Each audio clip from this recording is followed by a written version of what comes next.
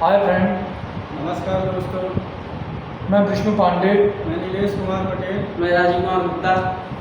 आज हम लोग एक टॉपिक जो हाल ही में जिंजी प्रोटेस्ट के नाम से दिया गया है, नीट पेपर लीक हुआ था, बहुत सारे पेपर लीक होते हैं, तो उसमें लीक हुआ था पेपर, उसके तहत दिल्ली में धरना प्रदर्शन हुआ था। उसके बारे में कुछ अपने तर्क देना चाहता हूँ। हम लोग पहले आप लोग को बता देना, हम लोग किसी पार्टी से एक स्टूडेंट हैं, आगे चल के हम लोग भी सर्विस देंगे, स्टूडेंट की ही बातें करें, स्टूडेंट की ही बातें करें। किसी पार्टी से कोई लेना देना नहीं है, ना ही राजनीति से दूर दूर तक कोई ताल्लुक नहीं है। क्या है कि मुद्दा ये था भैया कि ये जो मतलब जेएनयू प्रोटेस्ट दिल्ली में हुआ, इसमें कुछ क्या है कि एब्सेक्शन भी आ गए थे। जी भैया, इस मुद्दे की बात करनी थी तो मुद्दा तो ठीक था, जी नीट प्रोटेस्ट। जी क्या है कि कुछ हट के भी वहाँ पे कुछ चीज़ें होने लगी थी, उससे भैया इसकी बात की जाए जो हमारे भारत देश की विद्या की बात है, जो शिक्षा की व्यवस्था है, शिक्षा की बात चाहे बीजेपी हो सत्ता में, चाहे कांग्रेस हो सत्ता में, वो कभी भी शिक्षा को लेकर सीरियस हुई नहीं सरकार, ठीक है ना। और हाँ, इस बार यूथ की थोड़ा आप कह सकते हैं जीत हुई है, पर बीजेपी सरकार 2014 में आई, पहली बार नहीं आई, मतलब यह पूर्ण बहुमत, अच्छी जो बहुमत चाहिए थी बीजेपी उस तरह स्थापित हुई एक बहुमत के साथ। नहीं तो इस बार तो एनडीए सरकार है, 2024 चुनाव हुआ है, 2014 से हुआ तो बीजेपी अकेले दम में अपनी पार्टी बनाने में सफल हुई थी। तो शिक्षा के लेकर तब से बहुत सारे पेपर लीक हुए, कांग्रेस के ज़माने में भी लीक हो रहे थे, आरोप प्रत्यारोप एक दूसरे के ऊपर लगा रहे थे। और ये एक सुप्रीम कोर्ट का कोर्ट था, वो काकरोच लेके, उसके तहत अजीत दिक्के जी वहाँ अमेरिका में जॉब करते हैं, तो वो एक सीजीपी नाम से अपना मुहिम प्रोटेस्ट चलाए, इंस्टाग्राम चैनल आईडी बनाए। वो आगे तो शुरुआत में जो सीजीपी था वो एक मजाकिया अंदाज में था, जो खाली बैठे रहे, सोशल मीडिया में बैठे रहे, उससे जुड़े, तो दिन में दिन देखते देखते एक हफ्ते के में सबसे बड़े मतलब जो पार्टियाँ होती सबसे बड़े उनका फॉलोइंग इंस्टाग्राम में हो गई थी, समथिंग थोड़ा करेक्ट कर लीजिएगा, कोई ज़्यादा मालूम नहीं, समथिंग 21 से 22 मिलियन हो गई थी, कि बहुत बड़ी थी। उसमें से इंडियन यूथ, हर देश के यूथ जुड़ते थे। अब ये देखिए, जो मुद्दा था सीरियस मुद्दा था, आप भी कहते हैं कि नहीं था? बिल्कुल सीरियस मुद्दा था भैया, क्योंकि पेपर जरूरी नहीं भैया, नीट का पेपर हो गया तो वो चलिए ठीक है, पता चल गई। हमारे यहाँ छोटे से स्तर से लेकर बड़े स्तर तक के एग्जाम क्या है कि लीक हो रहे हैं, कोई पता चल जा रहा है, कोई पता ही नहीं चल रहा, वो दब गया मामला। जैसे अभी हम नीट से थोड़ा सा हट के भैया बात करते हैं, क्योंकि मुद्दा तो वही है, पेपर लीक का ही। पिछले पटवारी का पेपर हुआ था, पटवारी एमपी हाँ 2023 का, जी। उसमें भी आप देखे होंगे कुछ दिन तक ऐसा चला, सिस्टम सब चीज़ सही चला, फिर बाद में ये सब पता चली, जांचें हुई, पता चला कि पटवारी का पेपर लीक हुआ है कहीं ना कहीं से। लेकिन इसमें भी सरकार सीरियस नहीं। हम मानते हैं कि एकदम मुद्दा वैसे नहीं था, पर ये कि सरकार को तो गंभीर होना चाहिए। जी बिल्कुल जब गंभीर। तक आप गंभीर छोटे छोटे एग्जाम से नहीं होंगे तो बड़ा तो एग्जाम होगा ही नहीं। ये सही बात है, ये नीट का था इसलिए ज़्यादा जोरों शोरों से, क्योंकि ये नेशनल थोड़ा एग्जाम माना जाता है। बाकी एसएससी के एग्जाम है, कुछ ना कुछ व्यापम है, यूपी में है, हरियाणा में है, राजस्थान में, हर जगह लीक होते हैं। कांग्रेस की जहाँ सरकार है कांग्रेस में भी लीक होते हैं। अभी हाल ही में झारखंड में लीक हुआ, पंजाब आए थे आम आदमी बोले थे हमारे यहाँ लीक नहीं होता, पंजाब में लीक हुआ। तो लीक इनकी मंशा नहीं है सरकार की शिक्षा में, और सरकार हम लोग की वजह से है। हम लोग अगर जाग जाए अपने जीवन में, हम अपना अधिकार जान जाए तो सरकार जाग जाए। क्या है, हम ही लोग सरकार को बनाते हैं जी। हम ही लोग अगर चाहेंगे तो कुछ हद तक रोका जा सकता है। जी। क्योंकि अभी जैसे इसका सीरीज का प्रोटेस्ट हुआ, उसमें आप देखे होंगे, अगर ये प्रोटेस्ट नहीं होता तो हमारे क्या जो शिक्षा मंत्री प्रधान जी इस्तीफा हुआ, इससे थोड़ा सा क्या है कि मुझे डर बनेगा। डर इसलिए बनेगा क्योंकि थोड़ा लगेगा कि नहीं, अगर ऐसा होगा तो ये हो जाएगा ऐसा, तो तो इस चीज़ से थोड़ा सा क्या है कि ये एक शब्द मैं आपसे रोकना चाहूँगा। जी, जी। ये जो धरना हुआ, कुछ लोग इसको बोल रहे देश विरोधी नारे लगे, नहीं। कुछ लड़के पत्नी घुस गए थे। जो ये जो मूवमेंट था वो एक अलग थलग जाने लगा, एक अलग राय था, कुछ लड़कों का अलग राय था। उसमें से हमारे जो साइंटिस्ट थे जी, जी, जी। सोनम वांगचुक जी, जी, जी। वो उनका जो भूख हड़ताल किए थे, उनका भूख हड़ताल के टूटने के बाद भी बाकी जो लाठीचार्ज हुआ उसमें आपका क्या तर्क है? कुछ उपद्रवी थे कि नहीं थे? जो देश विरोधी नारे लगा रहे थे, ये क्या था? देखिए भैया, क्या है कि जब कहते हैं ना कि जब बहुत सारा बर्तन रहता है तो खट पिट हो ही जाता है। जी, इसमें भी ऐसा नहीं है, कुछ उपद्रवी आ गए थे, तोड़ फोड़ किए, शासन प्रशासन को नुकसान पहुंचाए, ऐसा नहीं करना था। दिल्ली पुलिस के कई जवान चोटिल हुए हैं, पत्थरबाजी किए उपद्रवी, ऐसा नहीं करना था, क्योंकि ये जो अपन कुछ स्टूडेंट को भी ऊपर लगे, हाँ, पत्थर लगे। दिल्ली पुलिस को भी ऐसा नहीं करना चाहिए। बच्चों के ऊपर लाठीचार्ज किए, बच्चों के ऊपर पत्थरबाजी किए, आंसू गैस, ऐसा नहीं।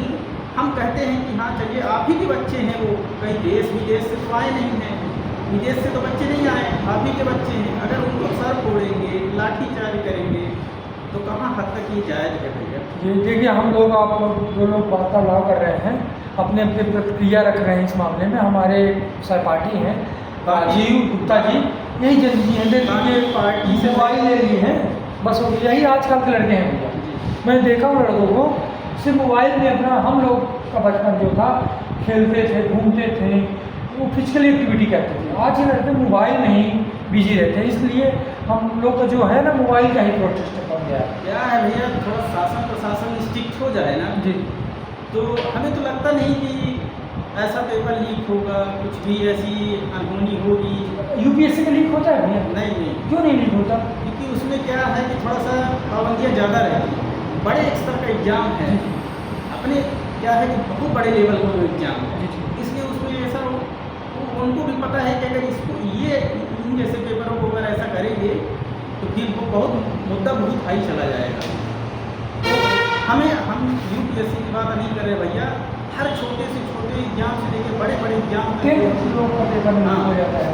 बहुत सारे ऐसे हो रहे हैं सेंटर में कि बहुत सारे वैसे बच्चों को भी दिक्कत हो रही है। बच्चा एक साल तैयारी करता है, फिर पेपर लीक हो गया, फिर वही रिदम नहीं बना रहता उसका, बार बार पढ़ने का रिदम टूटता है। बच्चों को क्या है कि बहुत सारी दिक्कतें होती हैं, इस चीज़ से शासन भैया एक और थोड़ा ध्यान मेरा देना जो कहा था अंदर से, मैं जो देखा परखा, थोड़ा पढ़ा भी, फिर हम लोग की जो विद्या है, शिक्षा व्यवस्था है, इंडियन शिक्षा व्यवस्था, ये मैकाले की शिक्षा व्यवस्था है। यहाँ सरकार बिल आती है वन नेशन वन इलेक्शन, ये नहीं हो सकता वन नेशन वन एजुकेशन। हो सकता है। जो कोचिंग माफिया भी चलते हैं, एजुकेशन माफिया, स्कूल माफिया चलते हैं, अब चले जाइए आप, हाँ, स्कूल माफिया से आप हमको थोड़ा सा याद आया, आप ये जितनी भी स्कूलें CBSE बोर्ड की हैं, वो हर क्या है, कापी किताब से लेके, पेन से लेके, टिफिन से लेके, हर मतलब हर चीज़ चेंज करेंगे। और क्या है मुद्दा कि महंगाई उनकी स्कूल में इतनी ज़्यादा है, आम इंसान तो एडमिशन करा ही नहीं सकता। क्योंकि आज देखिए भैया, पहली दूसरी तीसरी की फीस 4-4 हज़ार रुपये, जो आदमी कम से कम 500 रुपये मजदूरी कर रहा है हिम्मत उसके प्राइवेट स्कूल में पढ़ा ले। भैया एक मैं ये भी देखूँगा, मैं जो 11th तो मैथमेटिक्स से स्टूडेंट था, मैं जो पढ़ा हूँ अपने दौरान, मैं आज तैयारी करता हूँ, SSC की तैयारी कर रहा हूँ या पुलिस की तैयारी कर रहा हूँ, तो ये जो मैं पढ़ा हूँ ये नहीं पूछा जाता था। ये जो मैं 11th से लेकर 12th तक पढ़ा, आज ही मुझे कोचिंग लेनी पड़ रही है। मेरी शिक्षा व्यवस्था में कमी है, मेरी स्कूलिंग में कमी है कि मेरे में कमी है? मैं बस नहीं, लाखों छात्र के साथ ऐसा हो रहा है। तो ऐसा क्यों ना सरकार बनाए जो 11th 12th में हम लोग 9th में ये अर्थमेटिक जो आते हैं मैथ में, हिस्ट्री ज्योग्राफी आती, वही चीज़ हम लोग को पढ़ाया जाए, फिर कोचिंग ना करना पड़े, हम वही किताब पढ़ें जो 5th से लेकर 12th तक वही किताब से हम लोग सलेक्शन लें। भैया ये सरकार को इस बात का ध्यान देना चाहिए कि जो भी प्राइवेट स्कूल में कापी किताबें मिलनी चाहिए वो शासन प्रशासन की निगरानी में रहे। इसका ये प्रिंटेड रेट है, इससे ज़्यादा आप कहीं नहीं बेच सकते। अभी क्या है कि हमारे विंध्य क्षेत्र की जो भी स्कूलें हैं, थोड़ा सा हमारे इधर के कलेक्टर साहब थोड़ा स्ट्रिक्ट हो गए हैं, तो थोड़ा सा चल रहा बढ़िया वो सिस्टम चल कलेक्टर रहा है। साहब का नाम थोड़ा बता दीजिए। नरेंद्र सोनवंशी है, वो थोड़ा सा बढ़िया सिस्टम चला रहे हैं अभी रीवा जिले का। और हम तो यही चाहते हैं कि भैया हर ज़िले में ऐसे कलेक्टर मिले, क्योंकि थोड़ा सा क्या है कि रीवा का अलग ही चल रहा है इस समय। नहीं, ये तो है, हमारे जो माननीय कलेक्टर महोदय जी हैं, उनका काम बहुत अच्छा है, स्ट्रिक्ट है, सराहनीय काम है, सराहनीय काम है। वो लोगों से वार्तालाप करते हैं, लोगों का लोगों की चीज़ें समझते हैं। चीज़ें समझते हैं और माध्यम बनते हैं। वो उनसे बात करने में कोई हेजिटेशन नहीं होती, किसी एक आम नागरिक को नहीं होती।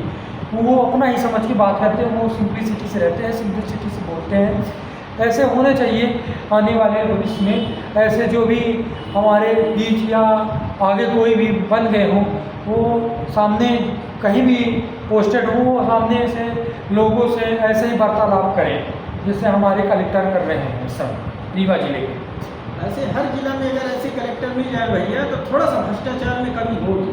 मुझे एक और चीज़ मैं पूछना था, जो हम TRS कॉलेज में पढ़ा हूँ, ठाकुर रणमत सिंह विद्यालय रीवा में पढ़ा हूँ। मैं कॉलेज किया भैया, मैं BCom किया हूँ, कॉमर्स से है। मैं उसमें किया, मैं फर्स्ट सेम में गया भैया, मैं लिख के गया, पढ़ के गया, अच्छा तैयारी की, क्योंकि मैं 12 तक मैथमेटिक्स से था। मैं अच्छा पढ़ लिख के गया वहाँ, फिर मालूम चला वहाँ कॉपी भर दो पास हो जाते हैं। तुम जो जेनुअन सब लोगों को तो वो नहीं नंबर, ये कैसे सिस्टम है? आप भैया जिक्र TRS कॉलेज की कीजिए, हर कॉलेज में ये सिस्टम चल रहा है। कॉपी किलो के भाव जचती है, अगर जितना वजन होगा कॉपी का उस हिसाब से आपको नंबर दिया जाएगा। कॉपी जांचने वाला कॉपी खोलता तक नहीं है, हमें ये लगता है, बस वो वजन देखता है कि कितनी पेज लिखा है, वो कैसे लिखा है, बस उसको पास कर दिया जाता है। भाई मैं ऐसे में क्या है कि चलिए ठीक है, आप कॉलेज स्तर का एग्जाम पास हो गए, अच्छे मार्क्स से पास हो गए, पर क्या है कि जो अभी कंपटीशन का जो दौर है, जितने भी वहाँ एग्जाम हो रहे हैं, जरूरी तो नहीं है कि वही चीज़ हर आप वही करते गए, कॉपी किलो के भाव से जचती गई। मैं ये देखा, जैसे मैं BCom किया हूँ, मैं BCom से मुझे BCom का मतलब पूछने, मैं अपनी भी कमी मानता हूँ, स्कूलों में भी कमी मानता हूँ। ऐसी शिक्षा व्यवस्था हो, कुछ नहीं, शिक्षा व्यवस्था एकदम मरमरा।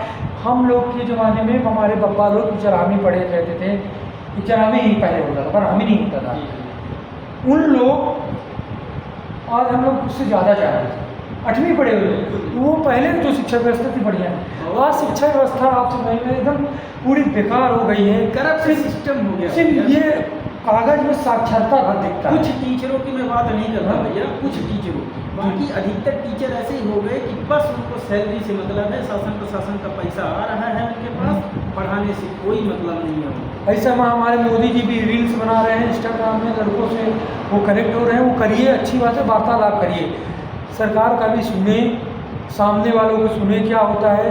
क्योंकि आपके बीच जो आप इतने बड़े मंत्री हो गए, जो हमारे यहाँ के हो गए, जो सांसद हैं जनार्दन मिश्रा जी हैं, यहाँ रीवा से जो डिप्टी CM राजेंद्र शुक्ला हो गए, थोड़ा सा राजेंद्र शुक्ला का काम अच्छा लग रहा भैया, क्योंकि क्या है कि शिक्षा व्यवस्था में थोड़ा सा नहीं, वो इसमें स्वास्थ्य व्यवस्था में है, स्वास्थ्य मंत्री भी हैं, पर उनका काम अच्छा है। पर वो लोगों से जैसे बातें होते हैं, उनके इर्द गिर्द वो लोगों से मिले, गरीब से गरीब लोगों से मिले, जो अपने बीच वो रखे रहते हैं ना इन चीज़ों को, जो नेता मंत्री अपने बीच 4 लोगों को रहते वही सब अपने आप को वर्चस्व बनाते हैं।